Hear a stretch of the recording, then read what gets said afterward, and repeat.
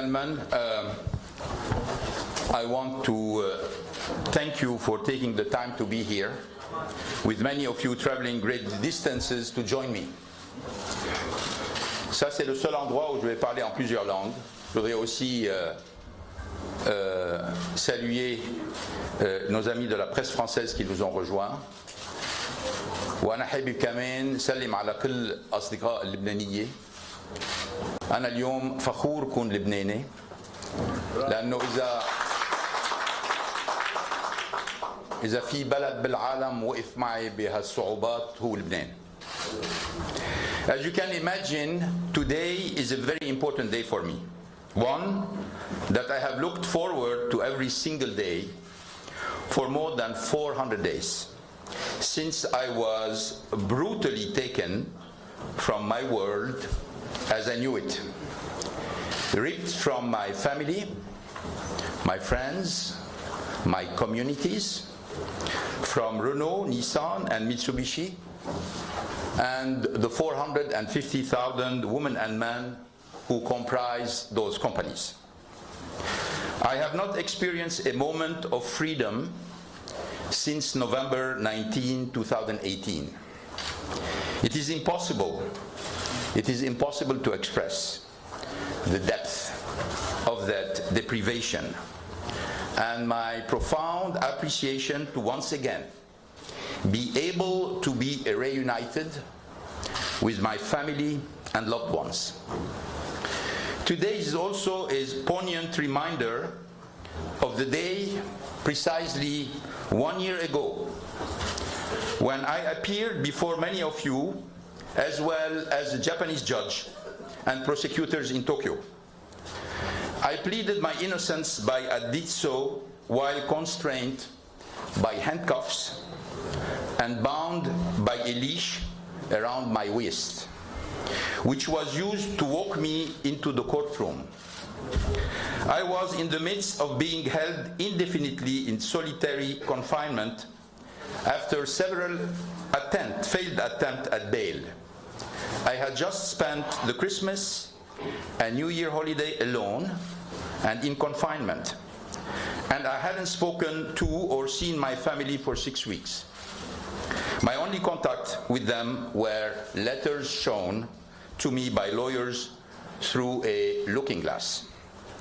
I had spent the previous months being interrogated for up to 8 hours a day without any lawyers present, without an understanding of what exactly I was being accused of, without access to the evidence that justify this travesty against my human rights and dignity.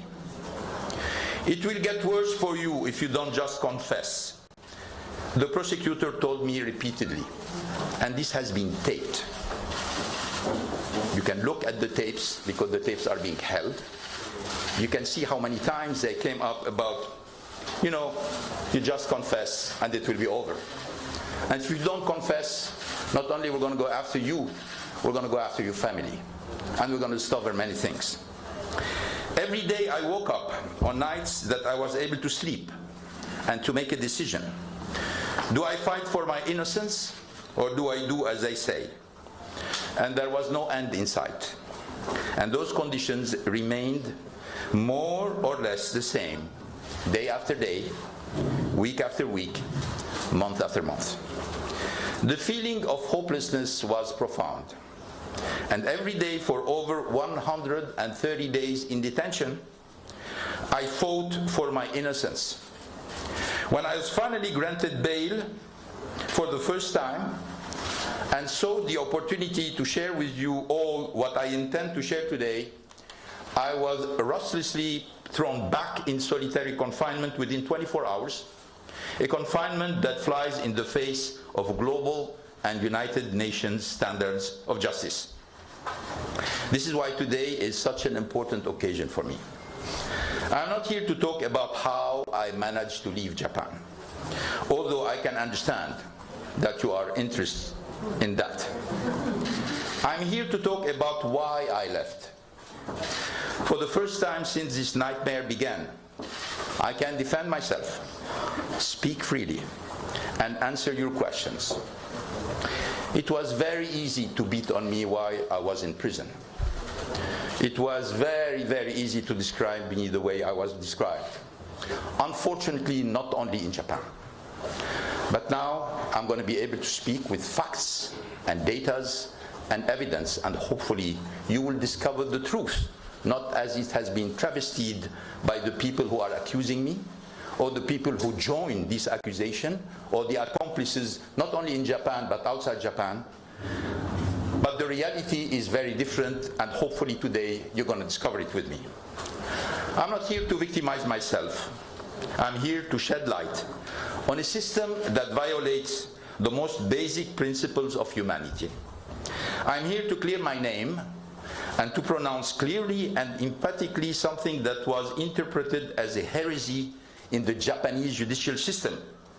These allegations are untrue, and I should have never been arrested in the first place. First, I would like to begin by expressing my profound gratitude to those who supported me during this unspeakable ordeal, in the face of a systematic campaign by a handful of malevolent actors to destroy my reputation and impugn my character. I'm grateful beyond words for the steadfast love and support of my family, my wife, Carol, my 4 children, my 3 sisters, my mother, Rose, Carol's children and family. They all endured unimaginable pain. They learned of my arrest and solitary confinement through the media. They were barred from seeing me or even speaking to me for months. They were targeted by relentless, shameless, baseless media attacks orchestrated by Japanese prosecutors, Nissan executives, and unfortunately many accomplices. I think of my supportive friends, as well as the numerous anonymous individuals who sent me letters of support while I was in the detention center of Kosuge. I think of the Lebanese authorities and citizens who never lost their faith in me. They showed the world that for a small country, Lebanese people have a big soul, they have a big heart, and the true sense of righteousness. I think of my lawyers around the globe who wage a valiant battle, putting their career on the line and devoting their full energy against a corrupt and hostile system that presumed my guilt from day one and was designed to break my spirit and coerce my confession. I also want to thank the human rights and criminal justice advocates globally, and particularly in Japan, who have fought tirelessly against insuperable odds to improve Japan's anachronistic and inhumane system of hostage justice. It is a system that is indifferent to the truth, indifferent to fairness and process, indifferent to fundamental civil liberties and accepted norms of justice. I also want to take a moment to mention Greg Kelly, an honorable man, husband and father, who was brutally torn from his word and his family on that November day, summoned to Tokyo under false pretenses by Harinada when he needed to stay home for an important surgery. Greg remains a victim of the Japanese hostage justice system with no trial date in sight 14 months after his arrest. While my plight has captured the headlines, we and you cannot forget Greg's ordeal and the pain he and family endure each day at the hands of the Japanese system. He is being punished precisely because he is honorable and refused to participate in a suspicious plea-bargaining agreement alongside Harinada and Onuma and probably many others. Thanks to the systematic leaking of false information and distorted information, and the intentional withholding of exculpatory information by the prosecutor and by Nissan, I was presumed guilty before the eyes of the world and subject to a system whose only objective is to coerce confessions, secure guilty pleas without regard to the truth. I have come to learn that my unimaginable ordeal over the past 14 months is the result of a handful of unscrupulous, vindictive individuals at Nissan, at the Latham and Watkins law firm, with the support of the Tokyo prosecutor office. It is important for me to emphasize that I'm not above the law, and I welcome the opportunity for the truth to come out and to have my name vindicated and my reputation restored. I did not escape justice. I fled injustice and persecution, political persecution. Having endured more than 400 days of inhumane treatment in a system designed to break me and unwilling to provide me even minimal justice, I was left with no other choice but to protect myself and my family. It was a difficult decision and a risk one only takes if resigned to the impossibility of a fair trial, with the strings being pulled and manipulated by those dead set on securing a confession or a conviction whose only goal is to save face. The facts, the truth, justice are irrelevant to these individuals. This was the most difficult decision of my life, but let us not forget that I was facing a system where the conviction rate is 99.4%. And I will bet you that this number is much higher for the foreigners. The legitimacy of a justice system should not rest on its conviction rate, but instead on the confidence that it searches for and honors truth and dispenses fair and just outcomes. It is the prosecutors, aided and abetted by petty, vindictive, and lawless individuals in government at Nissan and the Latham law firm, who have destroyed and are destroying Japan's reputation on the global stage. It is them who are fueling an archaic, manipulative, arbitrary side to an otherwise modern country. It is them who should be held accountable. The charges against me are baseless. Why do you think the prosecutors have leaked false information to the press against the Japanese law?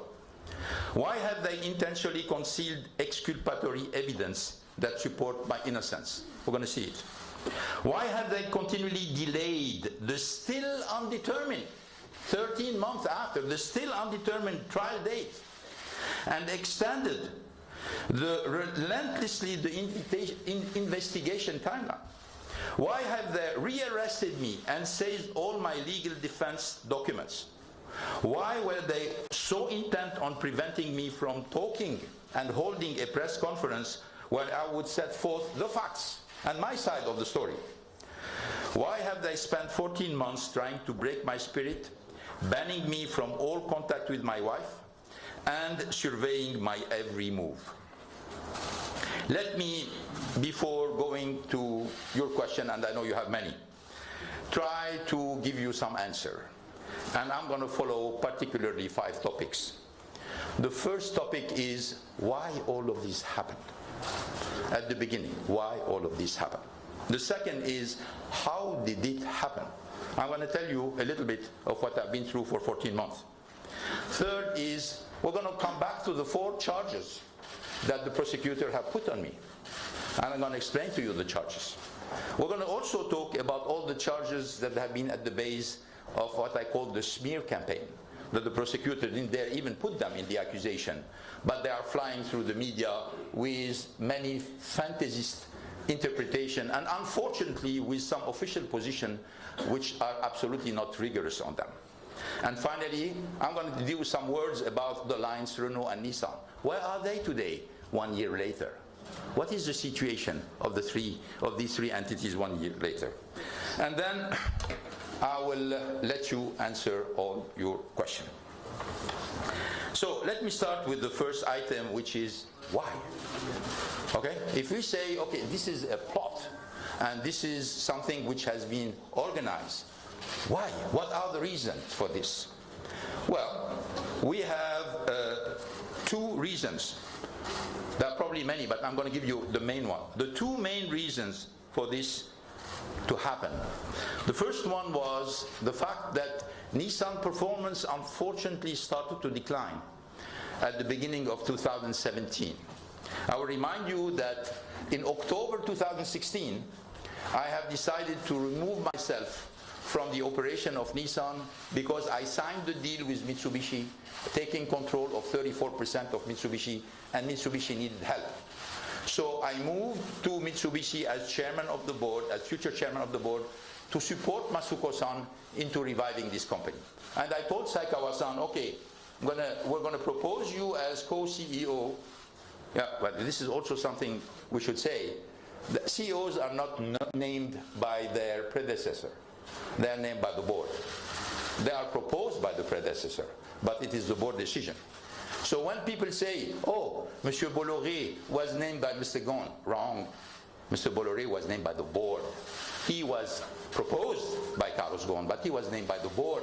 So when they say, oh, he was named by Mr. Ghosn, that means he has no legitimacy, it's dead wrong. It's not factual. The members of the board of Renault voted unanimously to nominate him as CEO. And 9 months later, that unanimously voted him down. That's the reality. So let's come back to our story about Saikawa. Nominated in October 2016, CEO of the company. I moved to Mitsubishi. I told him, now it's your turn. I promised that one day I will return this company after having been CEO for 17 years. After having been CEO for 17 years of a dead company in 1999. I left with him $20 billion in cash. A company which was profitable, which was growing, which was respected. A brand which was nowhere in 1999, which became one of the top 60 brands in the world. That's what I left with him. I told him, you take care of it, now it's your turn. Let me help Mitsubishi, let me take care of Renault, and let me take care of the lines. Unfortunately, a CEO is here as long as he performs.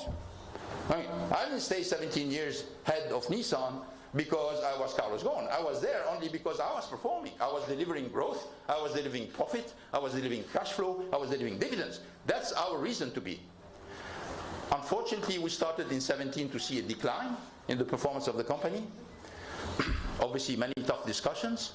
In 2018, another decline, many tough discussions. But at the same time, he was the CEO and he was responsible for it. So he has to find a solution with his own team. So there was some nervousness in the ranks of the top management, and particular ranks in the top management, that at a certain point in time, patience will run out and change will come. That's number one.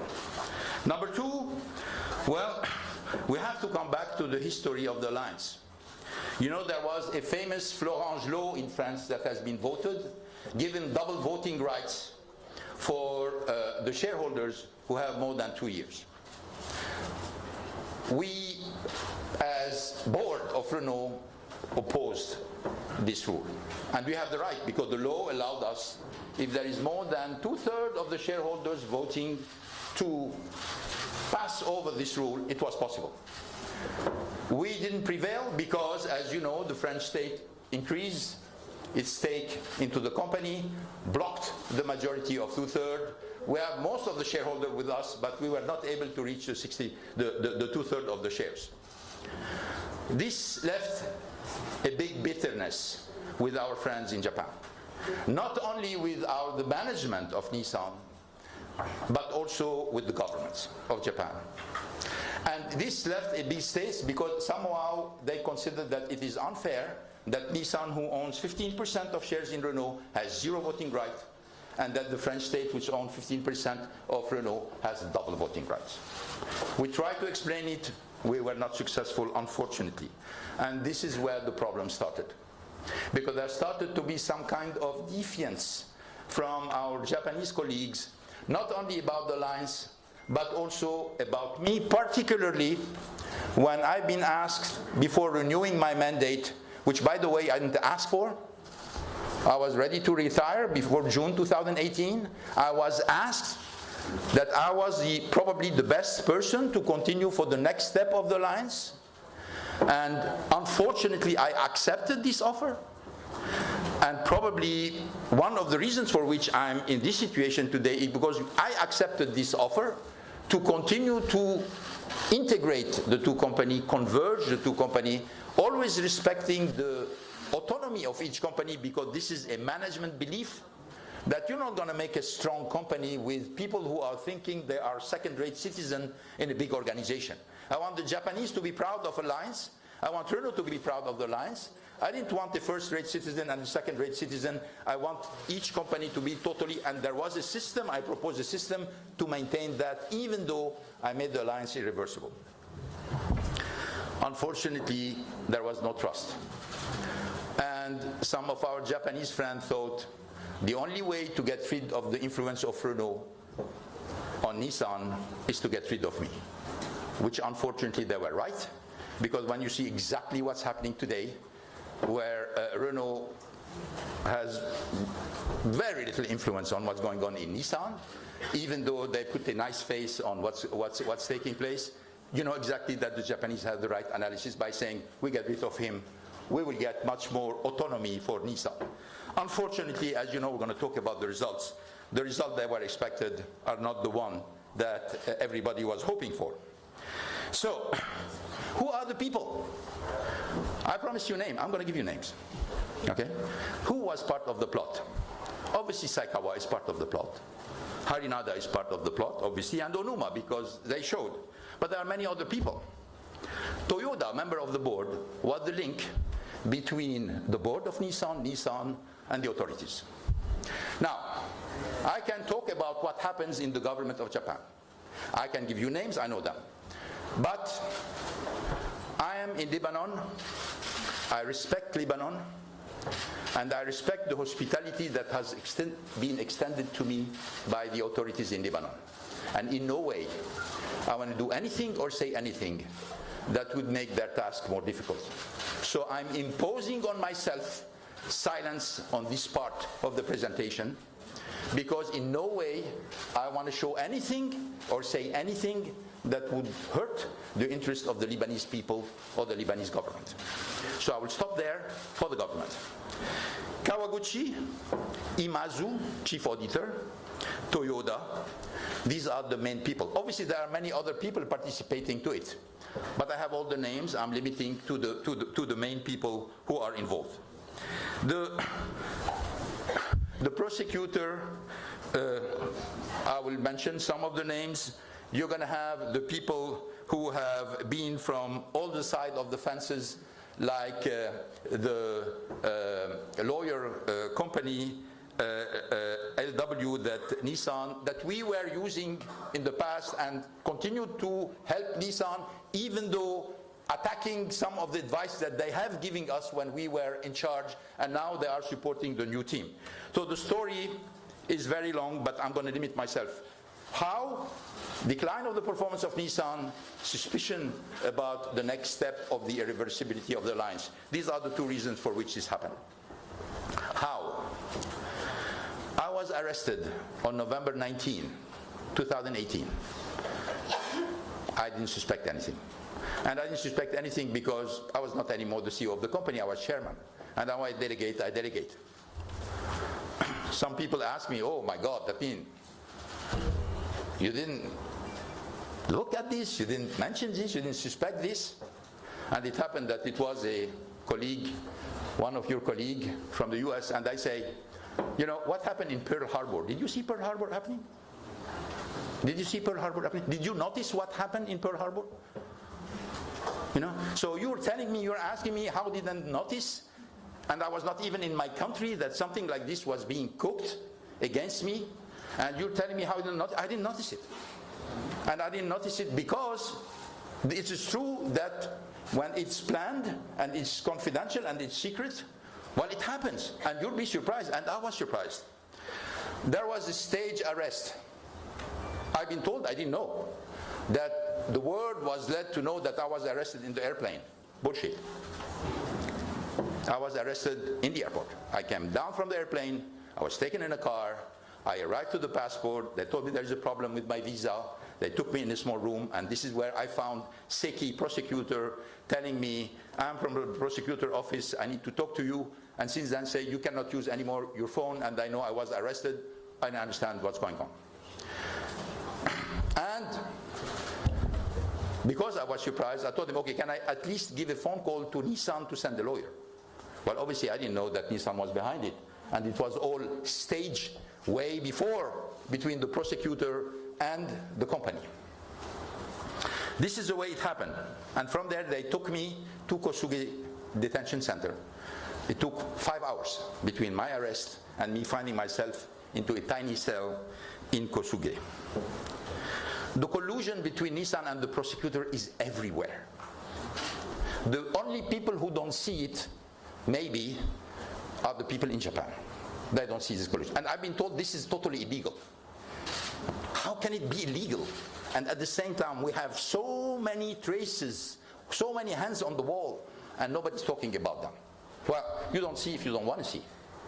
But the collusion between Nissan and the prosecutor is coming through witnesses who were in the headquarters of Nissan, who told me exactly what happened before I was arrested, all the preparation, all the visits, a lot of the meeting that took place between the prosecutors and Nissan, at least without counting officials. And I'm not going to talk about the official, as I said.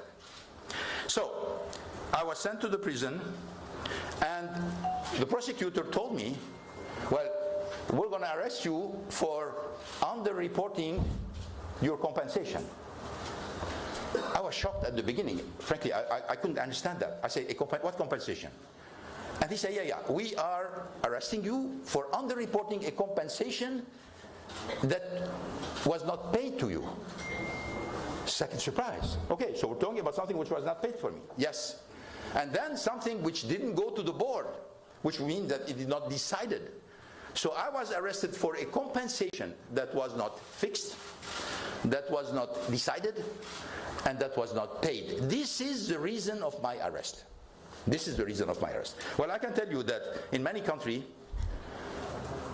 there is no reason to arrest. It's certainly not a criminal case. It's certainly not even an offense. Give you a name you know very well. Tanaka-san, professor of corporate law, Tokyo University, consulted 3 weeks ago by my lawyers. They put everything. Now that we have the documents, at least on the first charge from the prosecutor, again, 13 months after the arrest, we showed him everything. And we told him, Professor, please, tell us. He said, I'm quoting him, "It is a shame that Japan arrested Mr. Ghosn for this." So we asked him to write, and he's going to write. Obviously, I don't know if he's going to continue to write it now. But he said, it's a shame, Professor Tanaka, University of Tokyo, corporate law. It's a shame that Mr. Ghosn was arrested for this. Let me continue. So, let me talk to you, and a little bit, I'm not going to talk too much about it.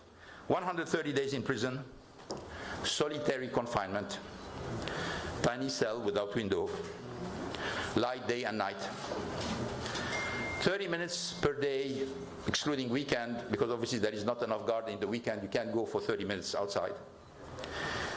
When there is a holiday, there is nobody. So you stay in your cell, you just get your food. For example, 6 days without any human contact during the New Year break. Shower twice a week. Try to ask to have more, they said no. Prescribed medication is forbidden. You can get only the medicine from the prison. Interrogated days and night. It can happen in the morning, in the afternoon, at night, up to 8 hours, obviously without the presence of a lawyer. All of this is taped. Impossible to take to anyone. No one speaks English or French or anything. When we need something important, we have to bring somebody, and this guy is available once a week. Presumption of guilt prevail. Prosecutor from the beginning, they let me to know you're guilty. Don't play games, confess. And everything they were asking me is not to try to discover the truth, is to try to find reason to make sure that their accusation will be stronger. So I felt from the beginning that there was no interest into finding the truth. There was interest into trying to build a very strong case against me. And sent back to prison the day before the press conference to stop me from speaking out. Which is interesting is that after I was bailed out the second time, a new prosecutor in Japan has been nominated, and he was interviewed by the Japanese media. And Japanese media said, Mr. Prosecutor, why do you forbid Mr. Ghosn to talk to the press? He said, oh, no, we don't. We don't. He can't talk to the press. But we also can bring new charges. Which was a very simple message that, okay, yes, sure, he can talk to the press. but watch, and we can bring new charges. And they're very good at bringing charges, because as you know, yesterday, what a coincidence. Yesterday, obviously they can't put me back in prison, but they put a warrant arrest for my wife. Yesterday. On what? On declaration she made 9 months ago in front of the judge and with the prosecutor. And what is the reason? They said, oh, we suspect she said something which was wrong. 9 months later? You discovered this 9 months later? 1 day before this press conference? What a coincidence. What a coincidence. This is exactly the way it works. You talk, you go back to Kosuge. 9 months separated from my wife without any motive. Carol has a lot of courage. After I've been arrested, she left the country. Prosecutor asked her, why are you leaving the country? Well, obviously, they took her passport, they were very threatening, they left her without a telephone, they got her computer, she was left alone in Tokyo without anything. She left because she was afraid. But then when they started to say, oh, she has something to hide, she came back. 4 days later, she flew back. They interrogated her in front of the court with the judge and the prosecutor. And then she left. And now they're issuing a warrant for false testimony 9 months later. Let me give you another example. The judge in charge of the bail condition, Hajime Shimada, we asked him 7 times to remove the ban over a period of 9 months. 7 times. And every time he took the time to think, nothing changed, huh? And then he came back by saying no. And why no? Because tampering of evidence. Tampering of evidence for Carol. But I was able to receive my sisters. I was able to receive my kids. I was able to receive my cousins, my friends. So if I was intending to tamper evidence, I could tamper evidence with anybody. Why Carol? Because they knew that by not allowing me to have a normal life, they were breaking me. And which is interesting is when we tell Shimada-san, you know, maybe they can meet from time to time under your control. And the question was very interesting. It was saying, why do they want to meet? And we said, okay, how about a Zoom, a conference? He said, what do they want to talk about? I felt like I was not a human anymore. I was something between a human, an animal, or an object. But I mean, there is no feeling that a man and a woman who are married want to talk together, and I have to explain why I have to talk to my wife? They didn't care. And the answer, as you know, was no. And I had the right for 2 hours in 9 months, with a lawyer present in the room, and the poor guy was embarrassed. He just tell me, please excuse me, I have to be here, and I have to report about what did you say to your wife. That's what you're talking about. The second one that I would like to mention also, I mentioned I had many pre-trial sessions. In the pre-trial session, you have the prosecutor, you have the defense, and you have the judge. 3 judges. Well, I was naive. I thought that the judge was the boss. Well, I was wrong. The boss was the prosecutor. The judge, Kenji Shimotsu, very nice guy, very polite, but the prosecutor did whatever they want. When they were late, they say, we're sorry, we're late, we're busy. When they ask, why don't you bring this document this date? They say, we're going to think about it.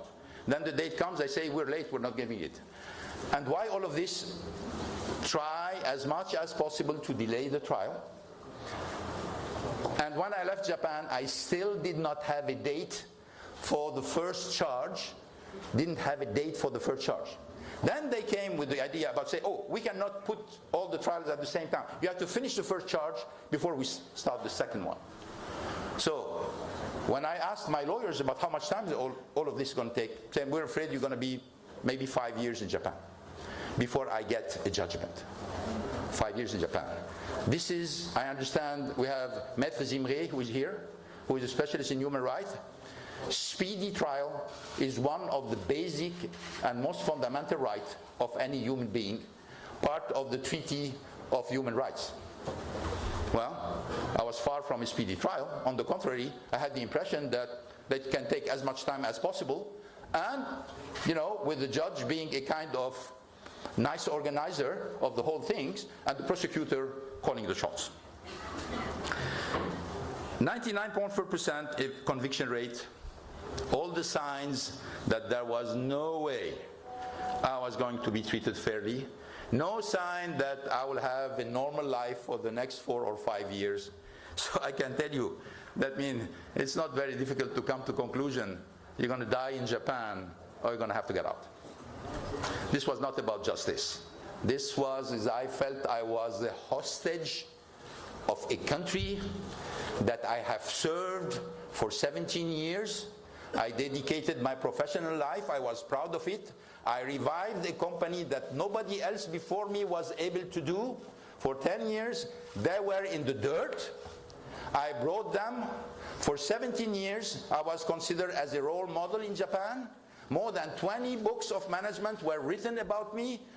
And like this, in a minute, all of a sudden, few prosecutors and a bunch of executives in Nissan say, you know what? This guy is a cold, greedy dictator. That's what I said. Cold, greedy dictator. We filed motion to dismiss because of all the elements that the prosecutor violated. Obviously, this motion is still being analyzed. And then there is an endless search for new charges by the prosecutor. So in a certain way, I think we have the list. Yeah, we have here the list of all the prosecutor misconducts that have been presented with evidence and with facts and with data and with name and with testimony that were presented to the court just to ask for the case to be dismissed. But my lawyers in Japan told me, don't think that it will be dismissed. There is 0 case in Japan where whatever is the reason of dismissal, a case was dismissed. Some people were acquitted, as part of the 0.6% left, but there is 0 case of dismissal. Let me go now to the accusation. The first accusation is the underreporting. This is the main accusation for which I was arrested. Again, amount of money not fixed, not decided, not paid. What's interesting also, I'm going to give you some interesting facts, is that Nissan pleaded guilty in Japan by saying, we're sorry, we're going to provision 9 billion yen recently, and we're going to plead guilty in Japan. And they asked to pay a fine. Good citizen. The problem is that in Tennessee, where there is a lawsuit against them, they took the opposite position. Their lawyer said, well, we're not guilty, there is no reason. And this document is available for you. In Japan, we're guilty, that's what Nissan says. In Tennessee, they said, we're not guilty. So, this document is available, we are sublined. The key sentences saying that, I just wanted to mention this for you, and we'll come back during the question and answer. And again, there is no democratic country I know where you go for jail for this kind of accusation, even if they were right.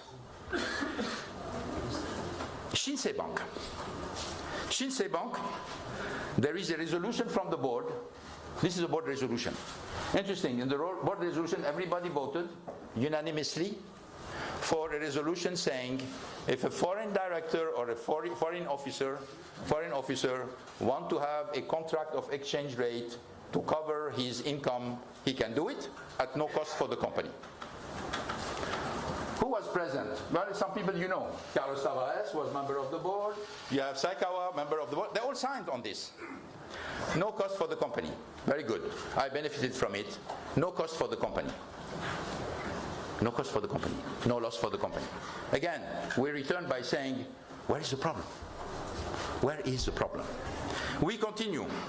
Jufali. This is another one. Where they say, Mr. Ghosn, Jufali didn't do nothing. He received $14.7 million from Nissan on 4 years, but he didn't do nothing. This is the accusation. He didn't do nothing. Well, we have a contract we found finally, we got the contract about what Jufali was doing. What are the documents that was signed between Jufali and many executives inside Nissan?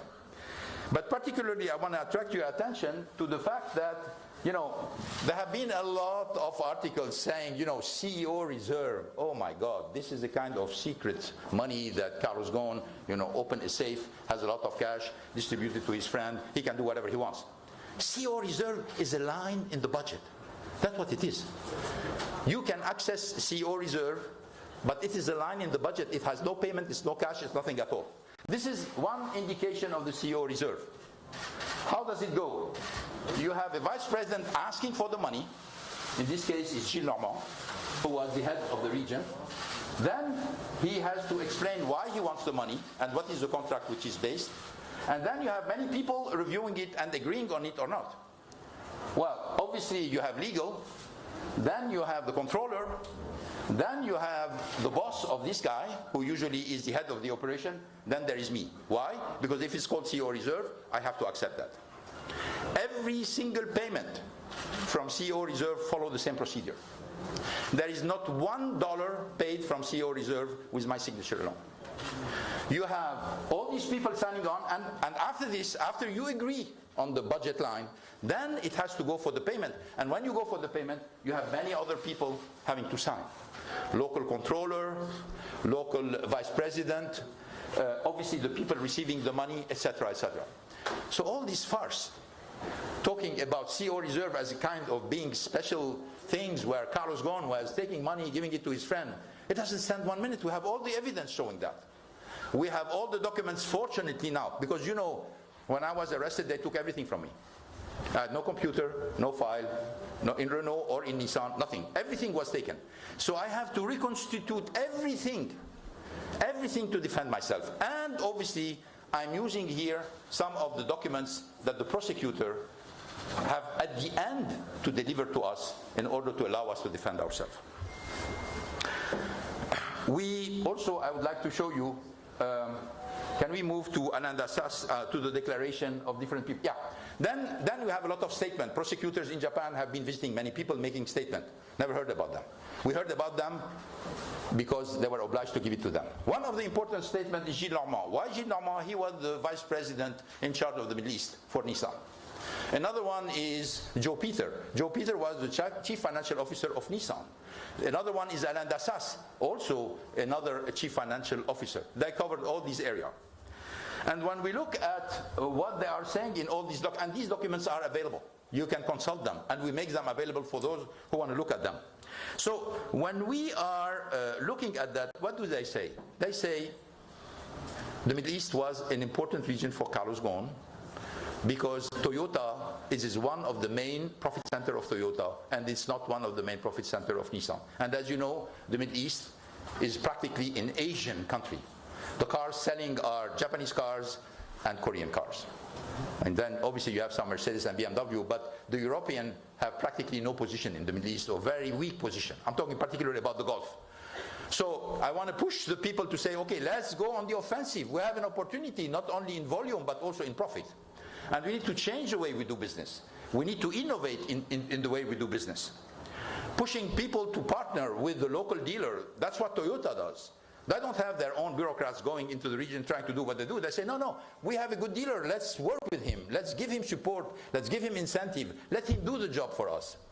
And frankly, it delivered for us. Because every time we did this, we had higher sales and higher profits. All of this is argumented.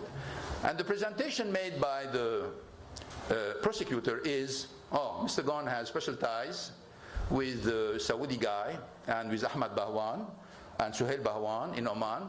So they had this kind of very cozy relationship.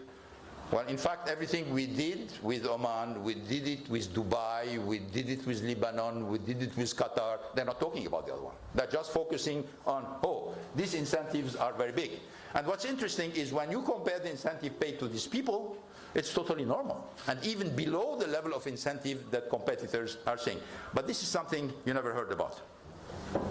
Potential of the Middle East is very important, and that's what we were going after. Ahmed Bahwan, let's go to the next one, has been viewed by the prosecutor. Never heard about it, huh? He was reviewed by the prosecutor in Japan. He was interrogated for 1 day. Never heard about it. Why? Because obviously he didn't say what they were expecting him to say. He denied all of the accusation. And he denied all the accusation knowing that obviously nobody's going to believe him. They're going to say, yeah, but if you are accomplice, well, in a certain way, you may say something different than the truth. But you need to know that all the bank accounts, my bank accounts, Bahwan bank accounts, Kumar bank accounts, Jufali bank accounts, have all been swept. All of them.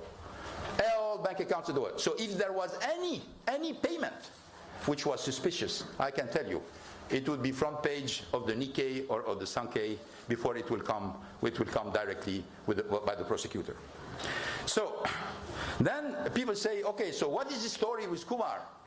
Well, I say, well, if a breach of trust is there is a money from Nissan going from Nissan and ended up with you, well, there is no money from Nissan because the money Nissan stops at Suhail Bahwan Automotive, period. And Kumar has nothing to do with it. And we have all the evidence of that there was absolutely no transfer indicating that there was any money from Nissan benefiting Kumar. So, end of the road. There's no breach of trust, because breach of trust is there is money of the company which is benefiting the executive of the company. I'm sure we'll come back on this. So, let's continue on character assassination. This is, I must say that they've been very successful. As you know, Nissan hired a lot of people. I read in Bloomberg recently that they spent more than $200 million for the investigation and for everything around this. $200 million. To get how much money? How much money is at stake? They're talking about $14.7 million with Jufali that was paid to Jufali, and $5 million for Bahwan. So how rationally you're going to say you're going to spend $200 million? You're going to destroy your company. You're going to destroy your brand. You're going to destroy your image. You're going to divert the attention of all your top management. You're taking a big risk with the alliance. And by the way, the market cap decrease of Nissan since my arrest is more than $10 billion. They lost more than $40 million a day during all this period. By the way, Renault is not better, because the market cap of Renault went down since my arrest by more than 5 billion euro, which means 20 million euro a day of quotation. 20 million euro a day. So when I hear a statement made by a French official saying we need to concentrate on the 11 million euro of undefined expenses, I say, yes, sure. Why don't you come to me? I'll explain to you. Nobody came to me. You make an audit. But the first person that should be, for the audit to be valid, the contradictory of it, you should come to the main person and ask him the question. If you're not convinced by the question, then it's fine. But you don't even come to me to tell me about the planes, about the help to universities, the help to school. You know, you're not come to me and you just say unexplained expenses. I don't worry about these 11 million euro because I have an explanation. I worry as a shareholder of Renault about the fact that I lost 35% of value and I still don't understand why. I worry when Renault goes down by all this amount, the automotive industry is up 12%. So the only companies which went down in market cap for this period of time are, what a coincidence, Renault, Nissan, Mitsubishi. And everything else on average went up 12%. So why a company is made? It's what? It's about what? It's about, it's mainly about creation of value, if I remember. A CEO is here for the creation of value. A board is here to protect shareholders. Where are we here? I'm a little bit lost as a shareholder of Renault and a shareholder of Nissan. I say, oh my God, who's protecting me as a shareholder? Who is caring about me? Where is the name of the brand? Where's the future of the brand? Let's go to character assassination. Maybe a big story about Versailles. Versailles. Some people think I'm in prison because of Versailles. No, it's true. I mean, some people say, okay. First Versailles, first accusation, Mr. Ghosn, you make a 15 years anniversary of the alliance in Versailles. Yes, sure. Why Versailles? Versailles is not Louis XIV. Versailles is the most visited site in France. It's a symbol of the genius that France has. is the symbol of the opening to the world. It's the symbol of the globalization of France. You talk about Versailles, any foreigner will come to Versailles. They're amazed by the beauty, by the attraction, by the gardens. That's why we sought Versailles. It's not because you want to mimic Louis XIV or you want to mimic Marie Antoinette. It's ridiculous. We made it and they say, oh, this was a party of birthday. We say, well, hey, I made a speech. Where is the speech? Speech disappeared. All of a sudden, I can get the speech I made, which was a corporate speech where I thank all the people for the support they've given to the alliance. But people say, hey, but why the other executive of Renault and Nissan were not here? Well, it was not for the executive. We had a celebration with the executive, which was different. This was for the partners, and particularly with the foreign partners. If you invite somebody in France to go to Versailles, he doesn't care. But if you invite an American, a Chinese, a Japanese to go to Versailles, they all run. They all run. That's the reason of Versailles. But the suspicion is, this was a birthday party. Okay, character assassination. Second one, you have the unfortunate reservation of a room in Versailles. Can we, yeah. This is the bill. Who took care, let me tell you how it happened. We were big sponsors of Versailles. Why? Because you know that Versailles doesn't have enough money to maintain the building. So they go to large corporation. They came to me and say, Mr. Ghosn, can you help us? I said, fine, because the image of Versailles fits with the image of the lines, it fits with the image of Renault. Let's do it. I agreed. So we supported many things in Versailles. We supported recently the fact that we have redone le Salon de la Paix. It was in a situation which was, frankly, horrible. We paid more than 1 million euro. Well, hopefully it didn't come as a breach of trust that I'm using the money of the company for something in which Renault may not be interested. It didn't come. 1 million euro to redo the Salon de la Paix. So the image of Versailles is this one. So Catherine Pégard, who is the head of Versailles, told me, Mr. Ghosn, you're a big benefactor. You know, from time to time for our big friends, we can make rooms available. If you have a private party, we can make room available. I say, thank you very much. And then many months has passed. All of a sudden, I had the possibility for Carol's 50th birthday. She was telling me, okay, we need to have our friends coming from Lebanon and from the United States. I said, you know what, maybe Versailles can be an interesting place. I had this proposal from Pégard. Called Pégard, she said, no problem. We put somebody in charge, obviously we're not going to do it. This is a company, CMP. CMP put all the expenses, we have them here, and then they put a rental of the room. Offered by Versailles. It's written on the document by the people who organize it. And they put €0. Okay, so you know, when I see this, I say, okay, it's a commercial gesture. You know, they are appreciative, etc. That's fine. We're going to make their own traiteur work. We're going to use their own people.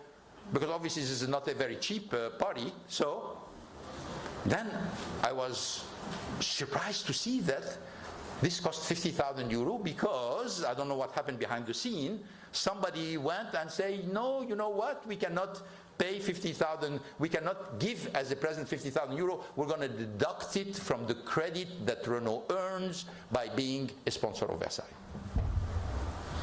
We said, okay, we're ready to pay, we didn't know. And we have all the documents to prove, and all the people involved, that we didn't know about it, nobody tells us.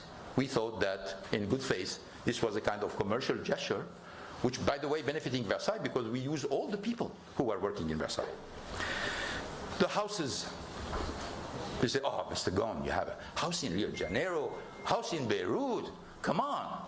Well, the houses all belong to Nissan. And say, oh my God, we are discovering this, you've done it secretly. Secretly? Let me show you the documents. This is the document signed by the two representative directors of Nissan, Greg Kelly and Hiroto Saikawa, 2013. And what this document says, use of company residential accommodation, Rio de Janeiro, Brazil, Beirut, Lebanon. Use it. And they say also that as long as he's working for the company, and we are committing that these houses can be sold back to him at book value at the end. So when I hear that everybody was surprised, And we were doing this hidden. I say, oh my God. I mean, what kind of document you want more than this, where you two representative director plus legal, finance, treasury, the regional people who wrote this document? That means the whole thing doesn't make sense. Part of, by the way, this is not at all part of the charges, but this is part of the character assassination. The media jump on it. Let's continue. My sister Claudine, contract with my sister Claudine. They say, this is also, they make a contract, she didn't do anything. Well, she didn't do anything. Well, one of the reasons for which she was there, because she was the head of the Chamber of Commerce in Rio de Janeiro, and she was key for really benefiting from a huge incentive package and selecting Rio de Janeiro for the building of a more than $1 billion plant in Resende in Rio de Janeiro, which exists today in Nissan. So, who were aware? Well, two representative directors are aware. The head of the operation of Brazilian was aware. All the people who wired the money, transferred the money, were aware of it. Obviously now, people say, yeah, we're not sure. I mean, when Saikawa was asked about, hey, by the way, you signed this document. He said, yeah, I signed it. I read it in the press. Probably he said something like, he said, but I didn't pay attention. Or I didn't understand why I was signing this. But this kind of argument with him goes well with the prosecutor. That don't go well with me, but they go well with him. So let me go to the last point. RNBV. RNBV audit made by Mazar. You know that they went with an interim audit report to the board of Renault. Interim audit report. And after they've seen the interim audit report, Renault communicated, and some official of the government communicated, the results of an audit which is not finished, before even I have the opportunity to interface with them. They had many questions for me. But they didn't even have the opportunity to ask me this. So this so-called audit, which is absolutely not contradictory, which is going to be the object, if I understand very well, of a legal battle, well, it didn't follow any one of the rules of the audit. And the first element of an audit is the contradictory, the fact that you are exposed to the results and you have to explain what's going on. This did not happen. And you know, we are treating Renault, Nissan, and RNBV as small pop and mom shops. Like there is no controller, there is no finance, there is no auditors, there is no outside people. All the bills are being reviewed, not only internally but externally. All the explanations are being made. So people think that this kind of things can happen without anybody, just a couple of people signing on it. This follow a protocol which is extremely rigorous. And I can tell you, RNBV had the same protocol than Renault and Nissan. Let me go for the last point before probably making a break before going to your question and answer. Then you say, why all of this? What is the consequence of all of this? You know, it's difficult to know who's the winner of this. Who at the end of the day, who prevailed into this? Well, in 2017, the Alliance was the #1 automotive group, with 3 companies, Renault, Nissan, and Mitsubishi, growing, profitable, with a clear vision for the future, strategy, bold strategy. And you know very well that we were preparing to add Fiat Chrysler to the group, because I was negotiating with John Elkann for Fiat Chrysler to join. So we had a strategy, we know where we were going, we know how the synergies work. This was the situation in 2017. We look today, well, frankly, there is no more alliance. If somebody said, well, why you guys are together, because it looks like all the decisions are made are consensual. Well, I've been managing this entity for 17 years. I can tell you, consensus doesn't work. It doesn't work. You have to make sure that you force people to go for synergies. You make sure that they adhere to the synergies. You spend time to explain to them why the synergies are important. If you leave them to themselves and you say it's consensual, nothing happens. And by the way, we saw it in the results of the companies. So, 3 companies, alliance disappeared, no longer works. And the 3 companies, the growth has disappeared, profits are down. I'm finding a hard time to see any strategic direction. No more technological innovation coming, and no more work. And on top of this, the line missed the unmissable which is Fiat Chrysler. Didn't go with the alliance, they go with PSA. But it's unbelievable. How can you lose that? How can you lose this huge opportunity to become the dominant player in this industry by developing ties with people who were eager to join you, who were totally complementary to the alliance? Obviously, you're going to have 15 explanations telling you, you know what, it's because of Ghosn, because, you know, this and that and that. Everything is on me now, okay? But it is unbelievable that this didn't happen. It's unbelievable. So, what I would like to say is, this is not a common case where you say, oh, Mr. Ghosn, you know what, you know, he didn't, and the media, sometimes they say he didn't pay taxes, no taxes involved, you know, he hidden compensation. When I tell people I didn't receive any compensation, they're surprised. But the whole story has been put in a way to lead people to think something which is different from the reality. Okay? And I must admit, they're very good at it. This is probably the only way. This is the only thing on which they're good. Because on everything else, which is a raison sociale of a car maker, is to make good cars, sell a lot of them, develop the technology, see the car of the future, make a profit, make cash, pay a good dividend, and increase the shareholder. Yeah, they said, we want to turn the Ghosn page. Well, they've been very successful. They turned the Ghosn page. They turned the Ghosn page because there is no more growth, there is no more increase of profit, there is no more strategic initiatives, there is no more technology, and there is no more alliance. What we see today is a masquerade of an alliance that obviously, with all the people who are involved, is not going to go anywhere. So that's why I'm telling you, this is political. This is political. There is a lot of tentative to present it as a, you know, common case of somebody who has crossed boundaries. No, there is no crossing of boundaries. I am innocent of all the charges, all of them. And I can prove it now because I start to have a lot of documents, and there are many more documents to come. And that's what I wanted to say today. I left Japan because I wanted justice. That's why I left Japan. I didn't run from justice. I want justice because justice is the only way I'm going to establish my reputation, and the only way what I've done during my life is going to be recognized to its value. And if I don't get it in Japan, I'm going to get it somewhere else. Thank you for your attention. And now let me, before we make the break, just final point, particularly for our Japanese friend. I was painted in the media in Japan called greedy dictator. That's it. Everything is cold, greedy dictator. Cold, saying he doesn't like Japan, he doesn't like Japanese, he's a kind of mercenary here for the money. It's wrong. I like Japan. I like the people in Japan. I can tell you that for the many months where I was on bail, I was walking everywhere in Tokyo alone. I had no bodyguard. I went to restaurants, I went to movie, and people were greeting me. They were telling me, "Gambate kudasai, Ghosn." They were saying, "We're sorry about happening to you. We hope you continue to love Japan." This is the people on the street.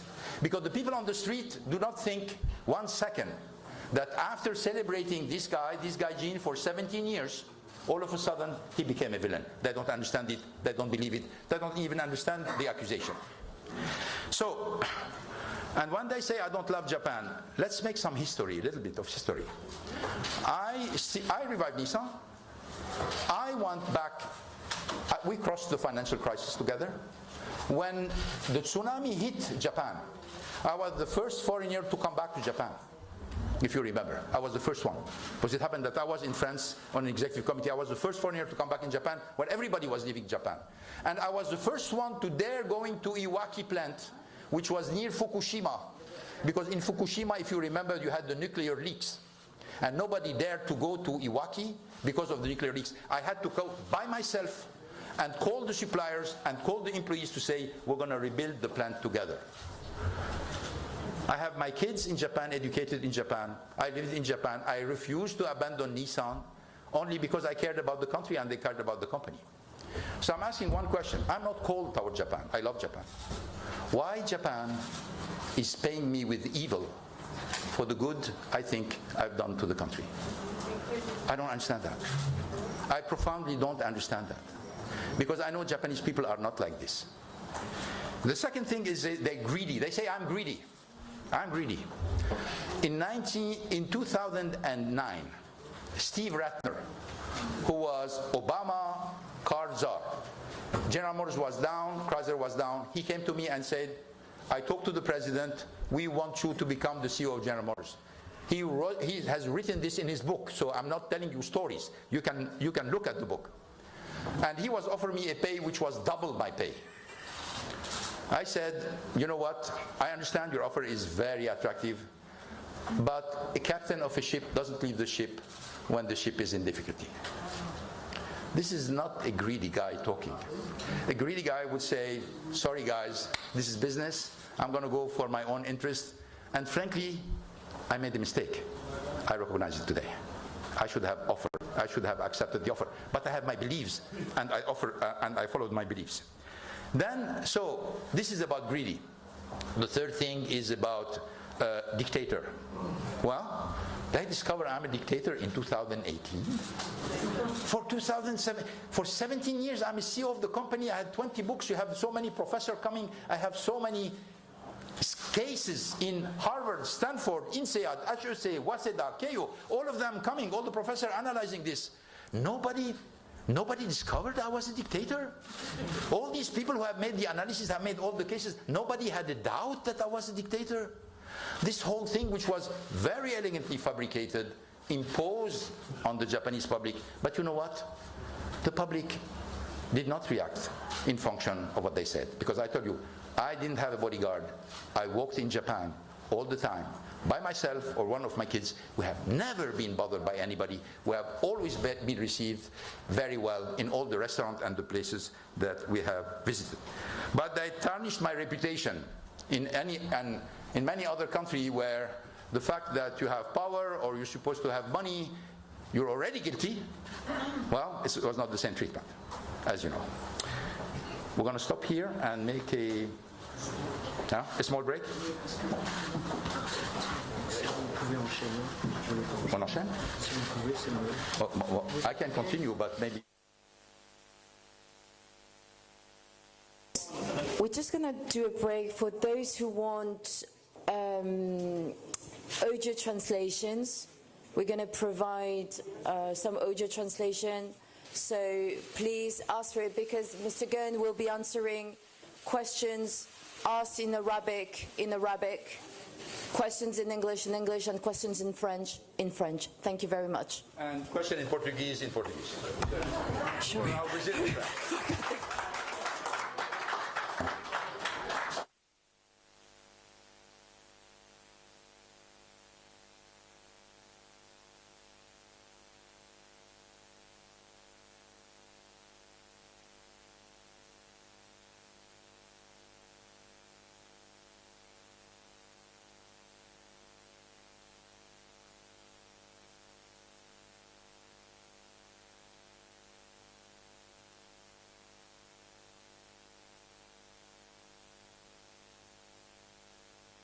Test.